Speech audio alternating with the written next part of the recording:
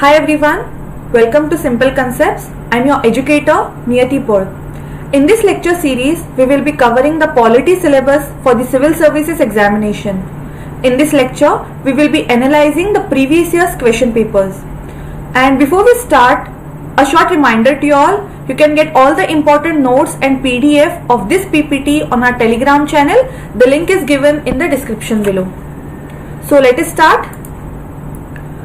जैसे कि आप अपने स्क्रीन पे देख सकते हैं, मैंने यहाँ पे डिवाइड किया है कितने क्वेश्चंस आए थे प्रीवियस ईयर्स क्वेश्चन से। हिस्टोरिकल बैकग्राउंड से बस एक क्वेश्चन आया था, salient features of the constitution से 3 क्वेश्चंस, सेंटर स्टेट रिलेशन से 3 क्वेश्चंस थे, सिस्टम ऑफ गवर्नमेंट प्रियम्बल से 6 और 2 थे questions, directive principles of state policies में थे 11 क्वेश्चंस, फंडामेंटल ड्यूटीज से थे 4 and very importantly fundamental rights जिस पे हम बहुत ज्यादा फोकस करेंगे उसमें आए थे 7 क्वेश्चंस।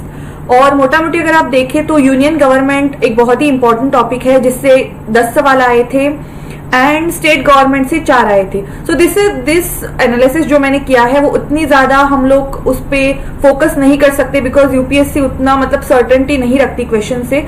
स्टिल मैंने ये वजह ये है कि मैंने इसलिए मैंने ये सब क्वेश्चंस दिए हैं ताकि हमें ये पता चले कि किन किन टॉपिक्स पे हमें बहुत ज्यादा फोकस करना है। जैसे कि हम देख सकते हैं union government is one topic, local government is another and directive principles of state policies along with the fundamental rights. ये इतने ज्यादा टॉपिक्स हैं जिसपे हमने बहुत ज्यादा फोकस करना है। ओके, तो here comes the first question जो कि 2012 से क्वेश्चन था।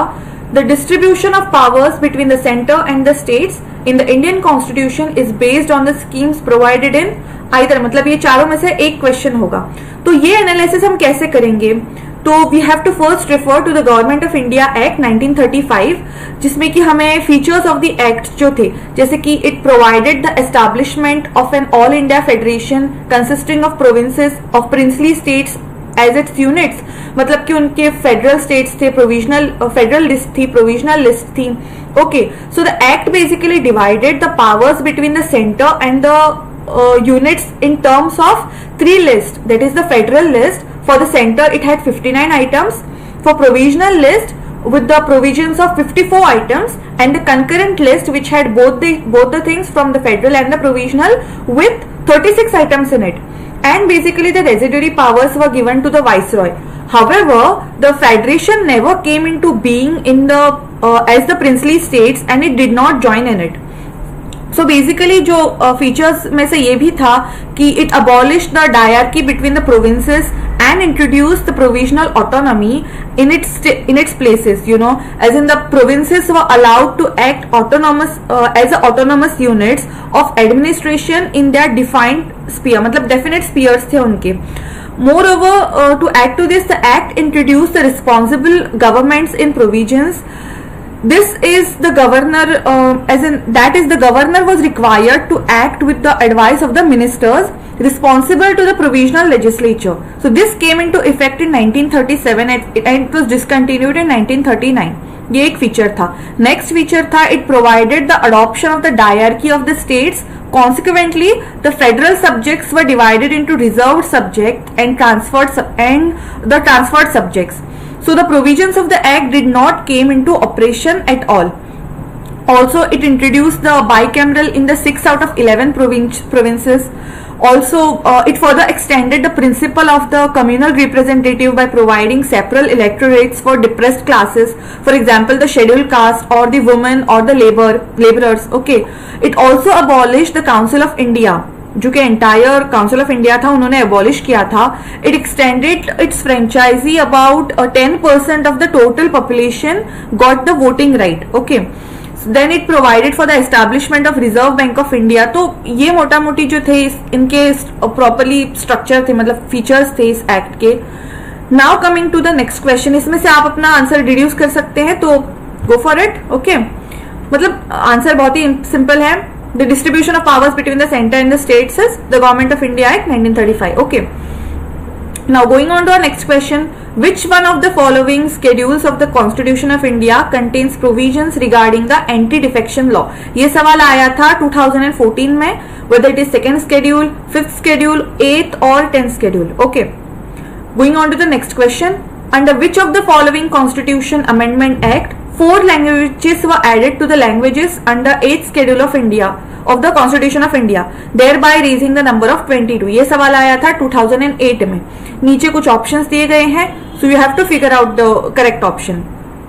यहाँ पे आपको ये समझना इंपॉर्टेंट है कि हम ये क्वेश्चन पेपर एनालिसिस इसलिए कर रहे हैं ताकि हमें प्रॉपर आइडिया मिले कि किस प्रकार से हमें अपनी स्टडीज करनी है, या फिर किस प्रकार से हमें जो हमारे इंपॉर्टेंट टेक्स्ट बुक्स है जैसे कि लक्ष्मीकांत और दी एनसीईआरटीज, हमें किस प्रकार से वो क्वेश्चंस रीड करने हैं. Okay, now going on to the next question. The main advantages of parliamentary form of government is that, 4 options दिए गए हैं. ये क्वेश्चन आया था 2017 में. Whether it is the executive and the legislature working independently, whether it provides the continuity of policy is more efficient, the executive remains responsible for the legislature, or the head of the government cannot be changed without election. ये कुछ सवाल आए थे. Okay, now तो अब हम ये जानेंगे कि कौन कौन से पार्लियामेंट्री फॉर्म्स ऑफ गवर्नमेंट के कौन कौन से फीचर्स हैं. So basically the centre but also it is in the states, and the features of parliamentary government in India are, first one is presence of nominal and real executive, यानी कि आपके president और फिर prime minister important मतलब separate होते हैं. Second is majority party rules, it is self explanatory. Third one is collective responsibility of the executive to the legislature, membership of the ministers in the legislature, leadership of the prime minister or the chief minister, मतलब कि centre और state में different है, and dissolution of the lower house, यानी कि the Lok Sabha और the assembly, which basically happens at the मतलब president के जो असेंट होता है उसके बाद ही ऐसा होता है. Another thing, synthesis of the parliamentary sovereignty and the judicial supremacy. Seventh one is integrated independent judiciary, wherein and also they have fundamental rights, DPSPs, and the fundamental duties. Third one is secular state, universal adult franchise, single citizenship, independent bodies like CAG or election commission or UPSC, and emergency provisions, and the 3-tier government. Okay, so these all are the features which comes in the parliamentary forms of the government. अब इसमें से कौन सा option है ये आपको choose करना है. Okay, now going on to the next question. That is a parliamentary system of government of India because of the following, मतलब either of the option, whether Lok Sabha is elected directly by the people, parliament can amend the constitution, Rajya Sabha can be dissolved, और council of ministers is responsible for the Lok Sabha. Okay, so guys ये जो सवाल है system of government, उसमें से आप मेरे previous slide में आप देख सकते हो, उसमें से 9 क्वेश्चंस आए थे, एंड बेसिकली इसमें जो क्वेश्चंस थे वो मोस्टली कंसेप्चुअल क्वेश्चंस है, and they basically test your basic understanding. Okay, now speaking about this question. So the Constitution of India provides for parliamentary form of the government both in the center and in the state, and Article 74 and 75 deals with the parliamentary system of the center, and Article 163 and 164 in the states. So modern democratic government are classified into parliamentary and presidential on the basis of their nature of relations between the executive and the legislative organs of the government. So the parliamentary system is governed is the one in which executive is responsible for the legislature for its policies and acts. The presidential system of the government, on the other hand, is one in which the executive is not responsible for the legislature for its policies and acts, and it's constitutionally independent of the legislature in respect of its terms and office. Further अगर हम देखने जाए तो parliamentary government is also known as cabinet government, and it is responsible for the government of Westminster model of government, and it is prevalent in Britain. Okay, तो इसका answer आता है D, that is the council of ministers is responsible to the Lok Sabha. Okay, नाउ चलते हैं हमारे next question पे. In the context of India, which of the following principles is or are implied institutionally in the parliamentary government? ये question आया था 2013 में, and the options were: members of the cabinet are members of the parliament, ministers hold the office till they enjoy the confidence in the parliament, cabinet is headed by the head of the state. ये 3 option थे, उसमें से आपको choose करने हैं. Going on to the next question. Consider the following statements. Constitutional government is one which It places the effective restrictions on the individual liberty of the interest of the state authority, places effective restrictions to the on the authority of the state in the interest of the individual liberty, or which of the statements in the following is correct. ये question था. सो ये question पूछा गया था इन 2014. तो यहाँ पे हम लोग क्या करेंगे, बेसिकली हम लोग डिफरेंस जानने की कोशिश करेंगे कॉन्स्टिट्यूशनल गवर्नमेंट में और नॉन कॉन्स्टिट्यूशनल गवर्नमेंट में. Only then we will be able to figure out the correct answer for it. So in case of constitutional government, is that government which is elected by the public of the country through the election process, that we know. Then the head of the state has limited powers, that is the powers and authorities provided by the constitution, which are very limited and they are given to the head of the state और उनको जो है president. It has specific tenure or limit to the rule and it's compulsorily to the re-elected again for and it is real and they are re-elected for the another term. Next one is United States, Austria, Pakistan, Bangladesh and India are examples of constitutional government. अब जानते हैं non constitutional government के कौन कौन से features हैं. It is a perfect type of monarchy, autocratic और आप कह सकते हैं dictatorial government. The ruler of the country has unlimited power and authorities and he is not answerable to anyone. There is no ruling limit in case of non-constitutional government. It can remain in its power as it wants. And some countries are Switzerland, Vatican City. These are some of the examples of where non-constitutional government is there or there is absolute monarchical government. Okay. तो जब ऐसे सवाल आते हैं तो हमें option कौन कौन से दिए जाते हैं, whether it is 1 or 2, 2 or 3 or all of the above, ऐसे बेसिकली ऑप्शंस दिए जाते हैं आपको. तो इसका आंसर है second one, that is it places the effective restriction on the authority of the state in the interest of individual liberty. Okay, अभी चलते हैं हमारे नेक्स्ट क्वेश्चन पे. Question number 6, democracy superior virtue lies in the fact that it calls into activity the intelligence and character of ordinary man and women. B option है the methods of strengthening executive leadership. C option है a superior individual with dynamism and vision. And fourth option है a band on dedicated party workers. तो इनमें से आपको question choose करना है. ये सवाल आया था 2017 में. So going on to our next question. The parliament of India acquires the power to legislate on any items in the following of the options. In the state list in the national interest if resolution to that effect is passed by. First option है Lok Sabha by simple majority of its total membership. Option B है Lok Sabha by majority of the not less than 2/3 of its total member. Third option है Rajya Sabha by simple majority of its total membership.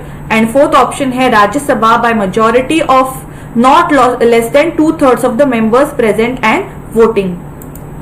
तो guys इस सवाल का हम जो answer है वो अगले हमारे क्वेश्चन के साथ ही ढूंढेंगे. मतलब we will first look into the next question and after that both the question को हम कंबाइन करके इसका जवाब ढूंढेंगे. ओके, सो क्वेश्चन ये है, the parliament can make any law for whole और any part of India for implementing the international treaties. ये क्वेश्चन आया था 2013 में. और कैसे कर सकता है ये? With the consent of all the states, with the consent of the majority of the states, with the consent of the states concerned or without the consent of any state. इसका सवाल हमें ढूंढना है, इसका जवाब हमें ढूंढना है.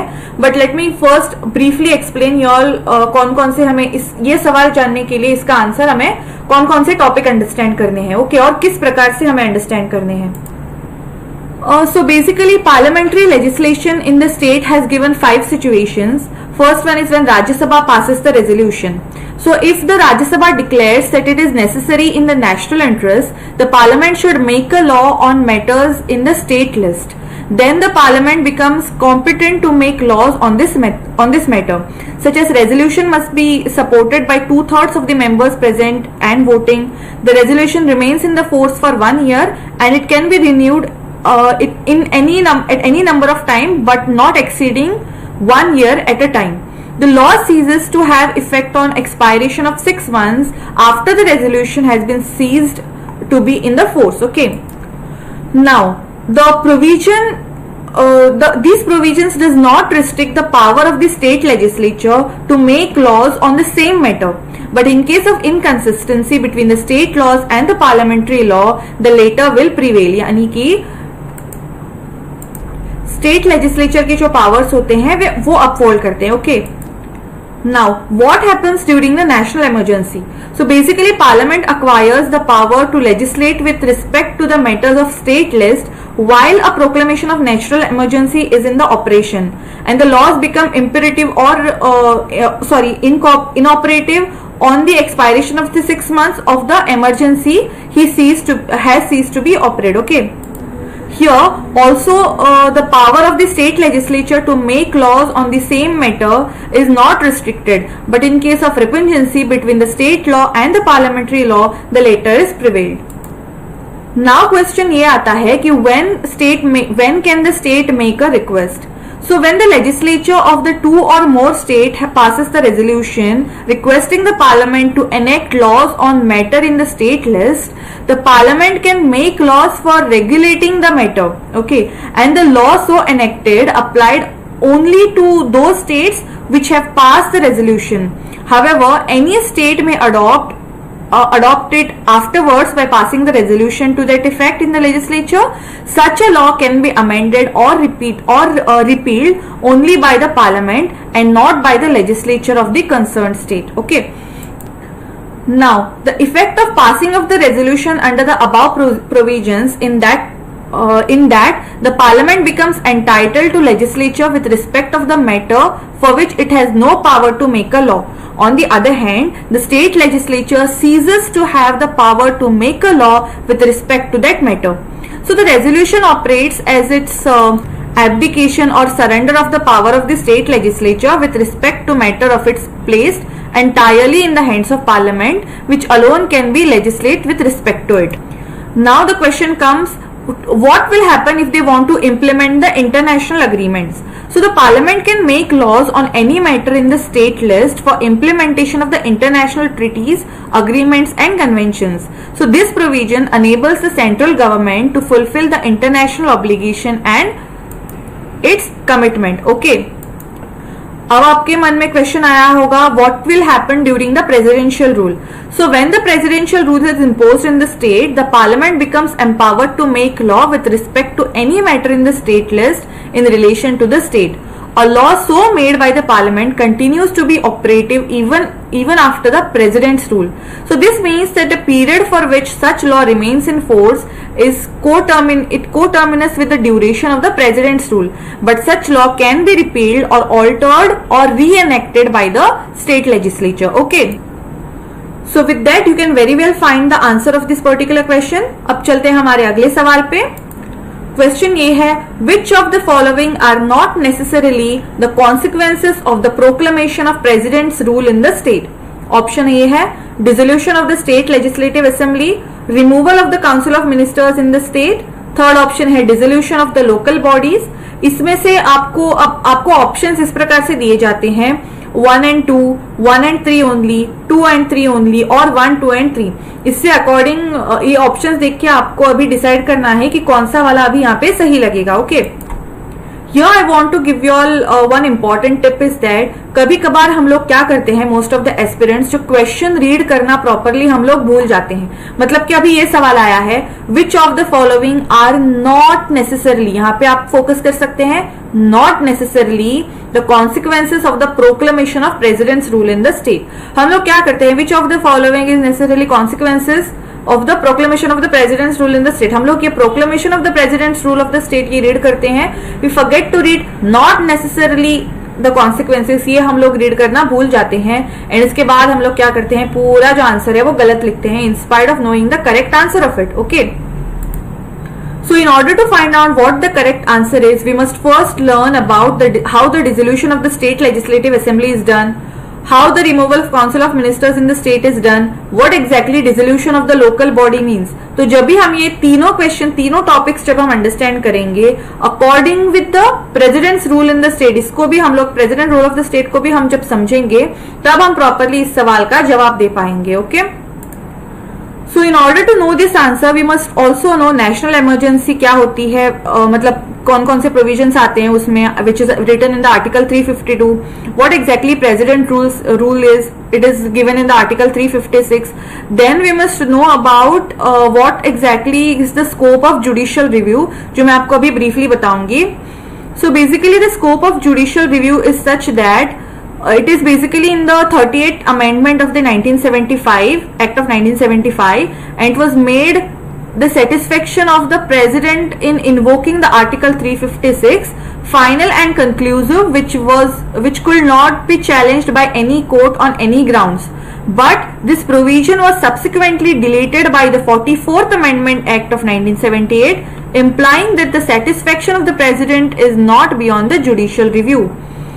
Now, अब एक important case हो गई थी तब, it was called as the Bommai's case, BOMMAI's case. It was decided in 1994, and the following propositions were laid down by the Supreme Court on the imposition of the president's rule in the state under the Article 356.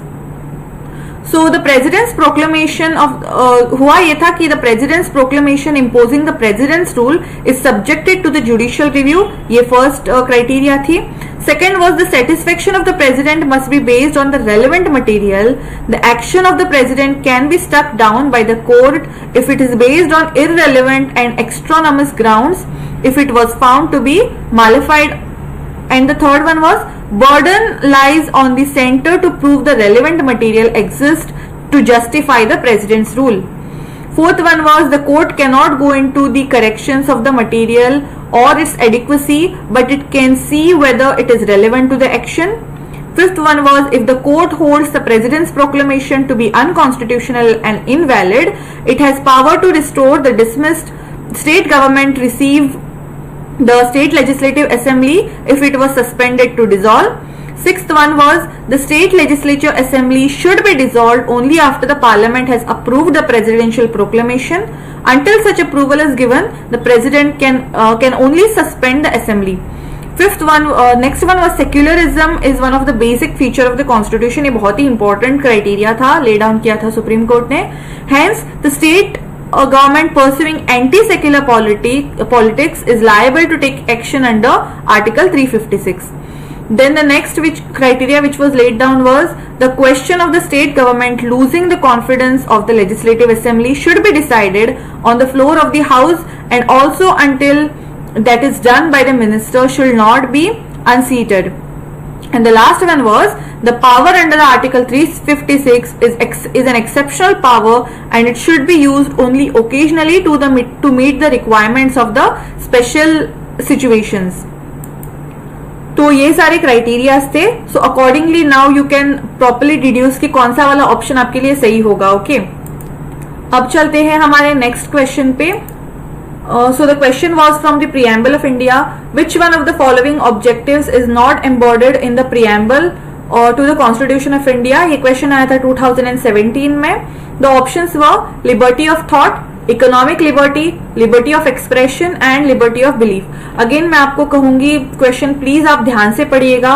Which of the following objectives were not embodied in the preamble of the Constitution of India? Most of the time हम objectives से not embodied हम भूल जाते हैं. Directly we focus on the preamble of the Constitution of India and then we mess up everything. Okay, so let us brief it out. Preamble as a part of the Constitution of India.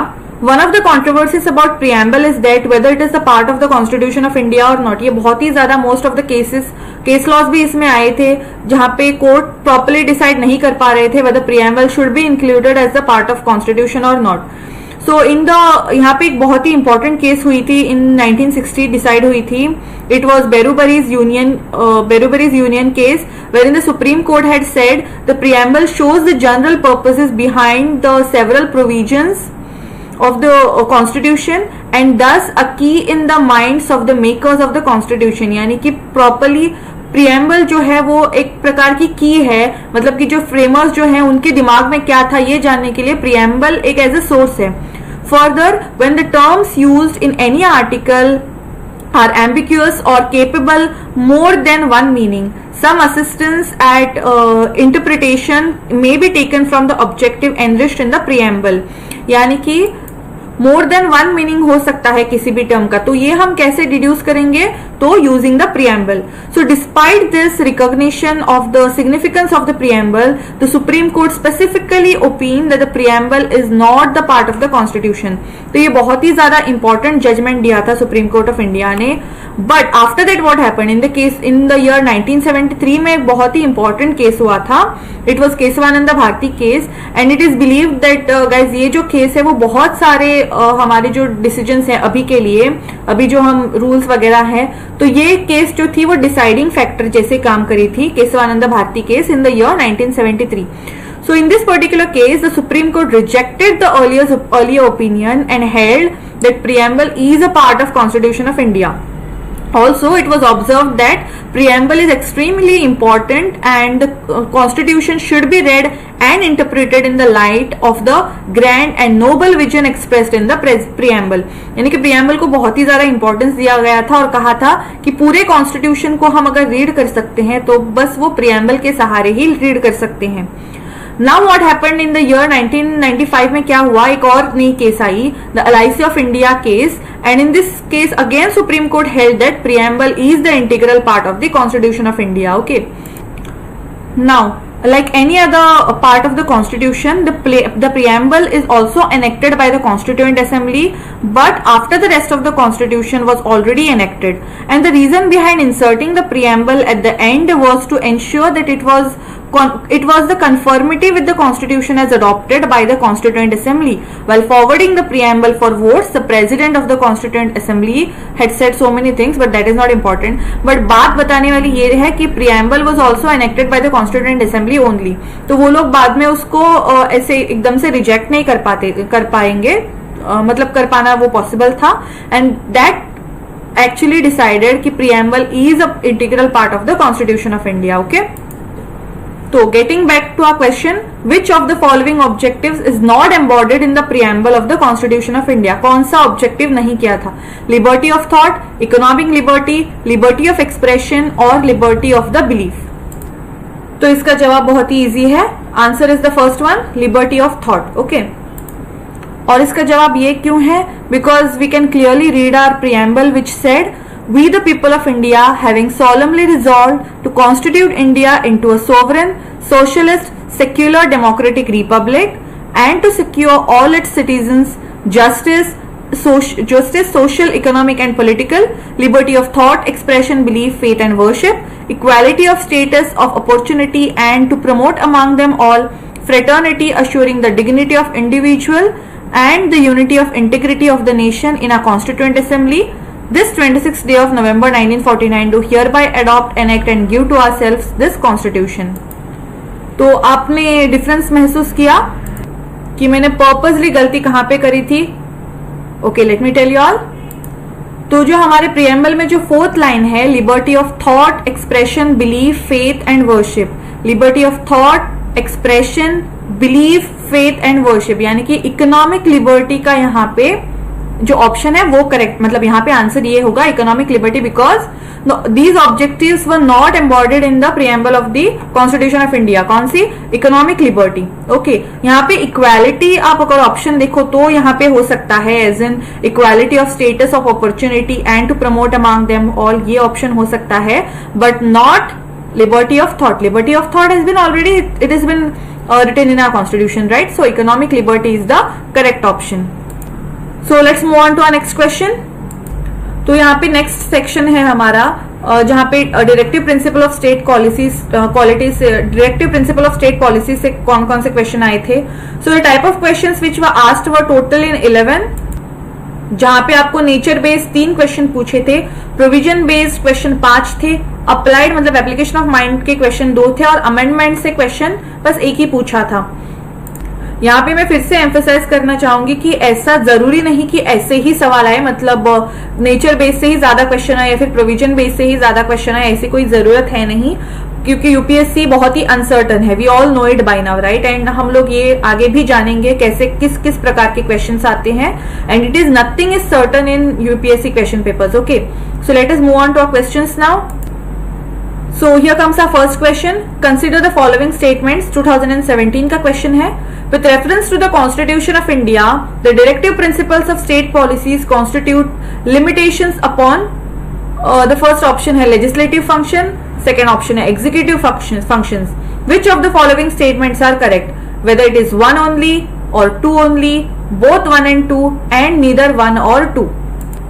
तो इसके individual questions जानने से अच्छा ये होगा कि हम directly सारे के सारे क्वेश्चंस पहले कवर कर लेते हैं एंड मैं आपको फिर डिटेल में एक्सप्लेन करूंगी what DPSPs are. Okay, half of हमारा सिलेबस तो यहीं पे हम लोग कवर कर रहे हैं. ओके, तो late us go and understand all the remaining questions first. So, according to the Constitution of India, which one of the following are fundamental for the governance of the country? ये question आया था 2017 में.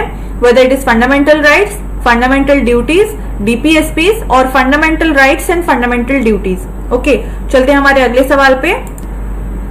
The instrument of instructions contained in the Government of India Act 1935 have been incorporated in the Constitution of India in the year 1950 as मतलब कैसे कैसे constitute किया था, किस प्रकार से, और ये सवाल आया था 2010 में. So whether it is fundamental rights, directive principles of the state policy, extent of the executive policy of the state और conduct of the business of the government of India. Okay, चलते हैं हमारे नेक्स्ट क्वेश्चन पे. The ideal of welfare state in the Indian Constitution is enriched in its which of the following? मतलब ये question number 2015 में आया था. Whether it is preamble, directive principles of state policy, fundamental rights और the 7th schedule. यहाँ पे आपको जवाब देना बहुत ही इजी होगा क्योंकि मैंने कैटेगराइज किया है, right? Whether it is DPSPs, तो जवाब इजी है. DPSPs, the ideal of welfare state in the Constitution of India. Let's go on to the next question now. But examination hall में आपको इतना ज्यादा इजी नहीं होता बिकॉज आप को मतलब बहुत ही सारे के सारे क्वेश्चंस मिक्स्ड आते हैं, right? So let's go on to next question now. So the question is, in the constitution of India promotion of international peace and security is included in which of the following? Question था 2014 से. Preamble to the constitution, directive principles of the state policy, fundamental duties और in the 9th schedule. इसका भी जवाब easy है. It is the DPSP, that is option B. Let us go on to the next question. So the economic justice as one of the objective of the Indian Constitution has been provided in which of the following? ये question आया था 2013 में. So the options were preamble and the fundamental rights, preamble and the directive principles of the state policy, fundamental rights and the directive principles and the directive principles of the state policy और none of the above. So इसका जवाब आपको थोड़ा सा difficulty में ये दो option जो है वो आपको डाल सकते हैं, यानी कि preamble and the directive principles of state policy और the fundamental rights and the directive rights and the directive principles of the state policy. तो आपको ये अभी सोचना है कि ऐसे डायरेक्टिव राइट्स ऐसा कुछ है भी या नहीं. सो let us understand the questions further. ये सवाल है which is from 2012. Considering the following provisions under the directive principles of the state policy as enriched in the Constitution of India, securing for the citizens of India a uniform civil code, organizing village panchayats, promoting cottage industries in rural areas, and securing for all the workers reasonable leisure and cultural opportunities. तो इसका जवाब बहुत ही ज्यादा उन्होंने complicate करके दिया था. Anyways, so we will focus on the next question as well first. Which of the following are Gandhian principles that are reflected in the directive principles of the state policy? Okay, तो ये सवाल है, question ये है 1 and 2 and 4 only, यानी कि 1, 2 and 4 only, 2 and 3 only, 1, 3 and 4 only, and 1, 2, 3 and 4. मतलब कि ऑल सारे अगर ऑप्शन सही है या गलत ये आपको जवाब देना है. ओके, चलते हैं अगले क्वेश्चन पे. Which of the following are included in the directive principles of the state policy? Prohibition of the traffic in the human beings and forced labor, prohibition of consumption except for medicinal purpose of intoxicating drinks and of other drugs which are injurious to health. कौन कौन से दिए हैं? 1 only, 2 only, both 1 and 2 or neither 1 nor 2. Going on to our next question. Which principle among the following was added to the directive principles of state policy by 42nd amendment of the Constitution? This question was asked in 2017 and the options were equal pay for equal work for both men and women, participation of workers in the management industries, right to work, education and public assistance, securing living wage and human conditions to work to the workers. ये सारे options थे और इसमें से आपको एक चुनना था. So before understanding, before finding actually the answers कि इनके आंसर्स क्या क्या हैं, it is important for us to understand certain concepts.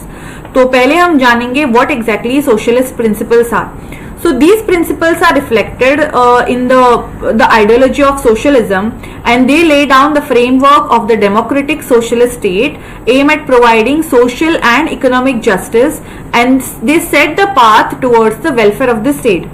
So basically they direct the state to promote the welfare of the people by securing a social order permitted by justice, social, economic and political, and to minimize the inequalities in the income status, facilities and opportunities. This has been given in Article 38. Okay. Also to secure a right to adequate means of livelihood for all the citizens.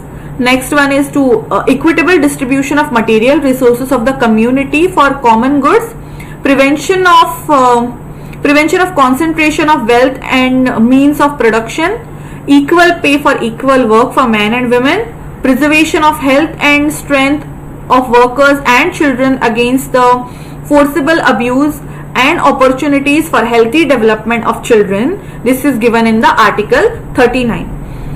Also to promote the equal justice and to provide free legal aid to poor. This is given in Article 39A, A यानी कि amendment.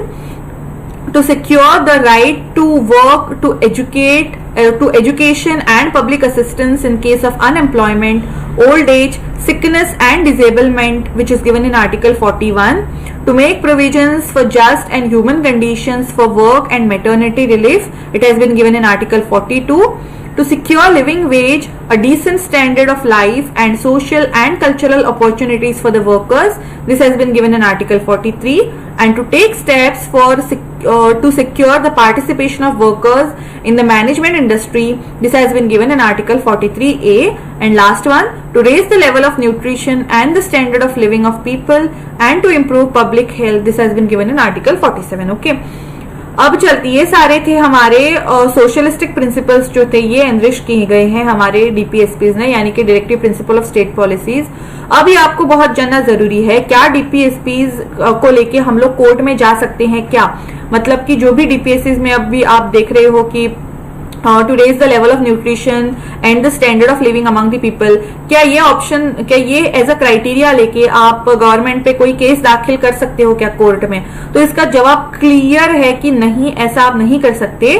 बस DPSP जो है वो बस एक guideline की तरह यूज हो सकती है, यानी कि गवर्नमेंट ने किस प्रकार से एक्ट करना चाहिए, किस प्रकार से गवर्नमेंट ने अपने सिटीजन्स को ट्रीट करना है, ये बस लिखा है डीपीएसपी में. You can not really go and use this criterias to challenge the, मतलब जो भी रूल्स एंड रेगुलेशंस है उनको चैलेंज करने के लिए आप डीपीएसपी नहीं यूज कर सकते. This is the simple answer. Now अभी हम लर्न करेंगे कौन कौन से डीपीएसपी में किस प्रकार से कौन कौन से प्रिंसिपल्स लिखे गए हैं. Next one is Gandhian principle, मतलब कि गांधी जी की जो आइडियोलॉजी थी वो भी हमारे डीपीएसपी में मतलब अच्छे तरह से उन्होंने लिखी गई है. So these principles are based on Gandhian ideology and they represent the programme of reconstructions enunciated by Gandhi during the national movement. In order to fulfill the dreams of Gandhi, some of his ideas were included in directive principles, and they require the state to organize the village panchayats and endow them with necessary powers and authority to enable them to the function as units of the self government. ये लिखा था article 40 में लिखा था, मतलब कि हमारे महात्मा गांधी, उनको चाहिए था कि अच्छी तरह से हमारे विलेज पंचायत प्रॉपरली फंक्शन हो, तो इसी वजह से ये एक प्रिंसिपल था. To promote the cottage industry on the individual and cooperation basis in the rural areas. This was given in Article 43. To promote voluntary formation of autonomous functioning of the democratic control and professional management of cooperative societies. This was given in Article 43B. To promote the education and economic interest of SC, ST and other weaker sections of the society and to protect them from social injustice and exploitation. This was given in Article 46. and the prohibition of consumption of intoxicated drinks and drugs which are injurious to health. This was given in Article 47. To prohibit the slaughter of cows, calves and the other milk-draught cattle and to provide their breeds. This was given in Article 48. मतलब कि ये सारे जो हमारे principles हैं, आप ये use करके, मैं फिर से एम्फसाइज करूंगी, आप कोर्ट ऑफ लॉ में नहीं जा सकते, सरकार के अगेंस्ट आप, गवर्नमेंट के अगेंस्ट आप केस नहीं दाखिल कर सकते. This are just the guidelines for the government to frame rules and regulations to the state. मतलब कि स्टेट को प्रॉपरली उनको बस गाइडलाइन दिए गए हैं, एज सच आप गवर्नमेंट पे केस नहीं दाखिल कर सकते. Now comes the very important concept, liberal intellectual principles. कौन कौन से थे, मतलब किस प्रकार से थे या फिर हैं rather. The principle included in this category represent the ideology of liberalism.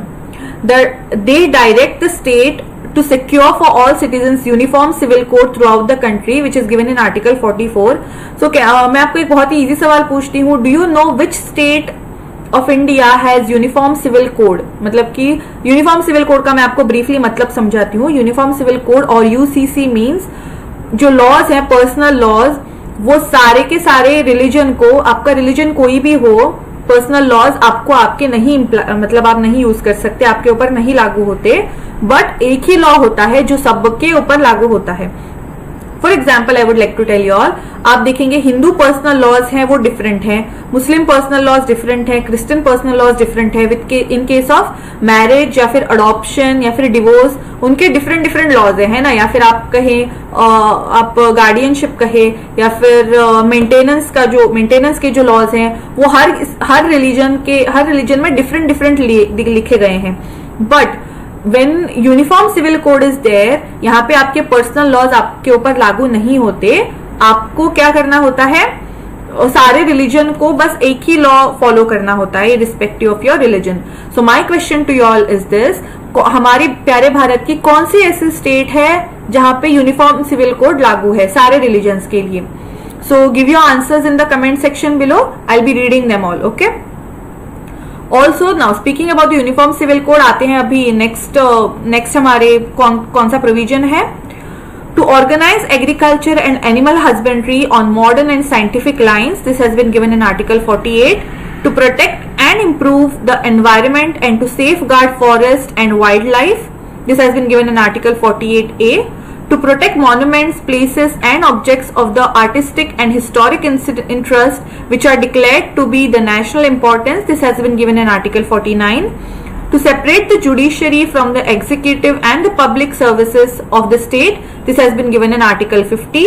And to promote international peace and security and to maintain just and honorable relations between the nations, of foster respect to international law and treaty obligations, and to encourage settlement of international disputes by arbitration, this has been given in Article 51. Okay.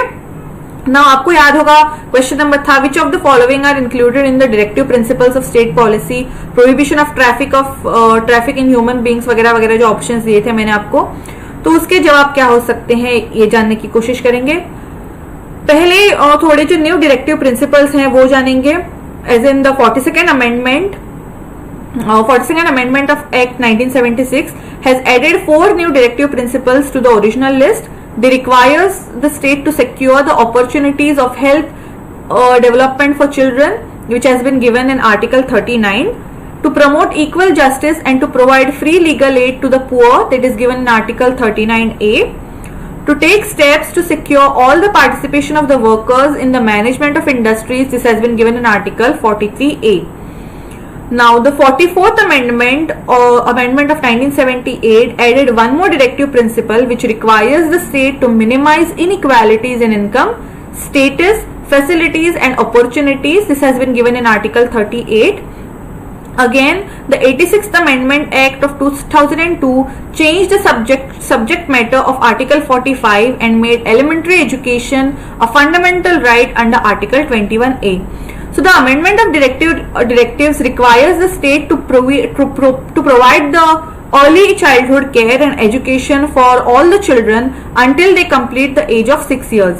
And the 97 amendment act of 2011 जो कि बहुत ही latest हुआ था, added a new directive principles leading to the cooperative societies. It requires the state to promote voluntary formation of autonomous function, democratic control and professional management of cooperative societies. This was given in article 43B. अब आपको अगर हमारे एक और question में यहाँ पे add करूंगी, which of the following provision of the constitution of India was have a bearing on education? Directive principles, rural और urban local bodies, 5th schedule या फिर 6th schedule. So basically to provide early childhood care and education for all the children until they complete the age of 6 years. This was given in Article 45. 5th schedule में लिखा था, it is aimed towards making the state responsible towards the promotion of educational and economic interest of tribals. 6th schedule में था, deals मतलब है it deals with the constitution, powers and functions of the district council and regional councils in the autonomous district. These councils also have the powers to set up the administer their system of justice and maintain administrative and welfare services in respect of land, revenue, forest, education, public health वगैरह वगैरह. Okay.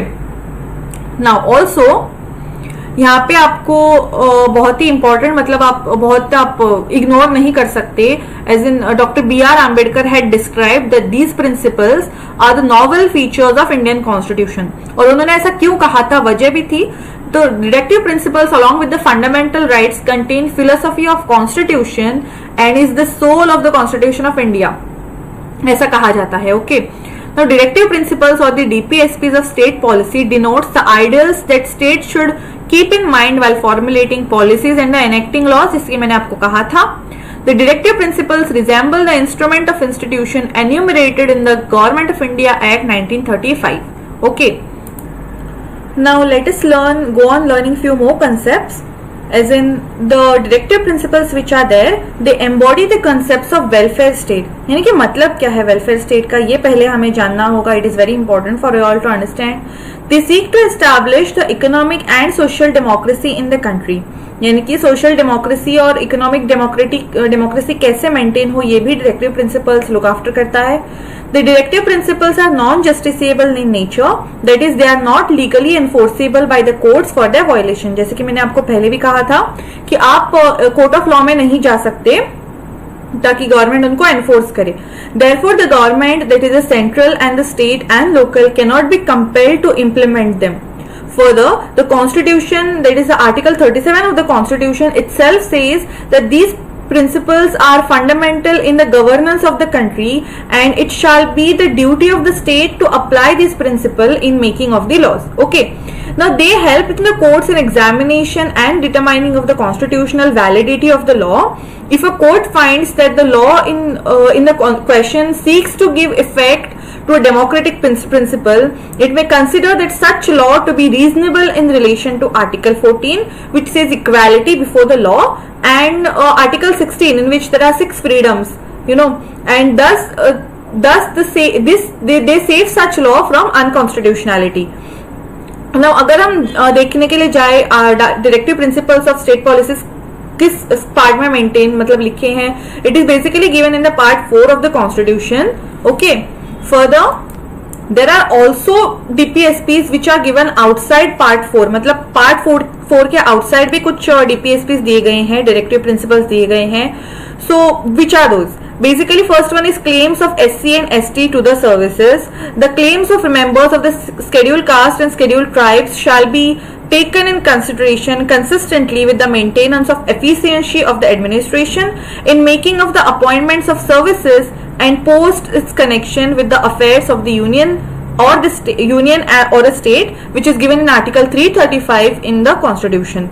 Now, instruction to the mother tongue, ये भी थोड़ा बहुत important है, यानी कि UPSC के लिए उतना ज्यादा डिटेल में जाने के लिए हमें जरूरत नहीं है, फिर भी I would like to emphasise on this. It shall be endeavor of every state and every local authority within the state to provide adequate facilities for instruction of mother tongue at primary stage of education to children belonging to linguistic minority groups. Article 350 part A में लिखा गया है.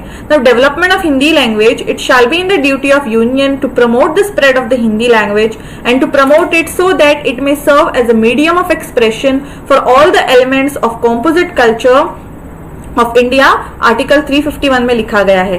So the about directive principles are also non justiciable in nature, यानी कि आप court of law में नहीं जा सकते।